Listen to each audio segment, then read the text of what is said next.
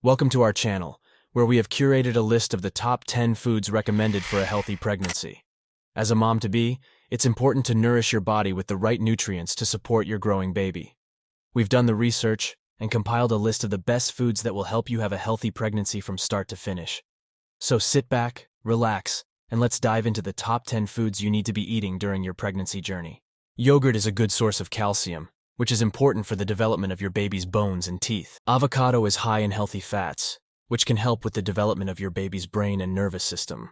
Whole eggs are a good source of protein, which is important for the growth and development of your baby's cells. Beef is a good source of iron, which is important for the production of red blood cells and oxygen transport. Strawberries are high in vitamin C, which can help with the absorption of iron and support your immune system. Sweet potatoes are a good source of beta-carotene. Spinach is high in folate, which is important for the development of your baby's neural tube and can help prevent birth defects.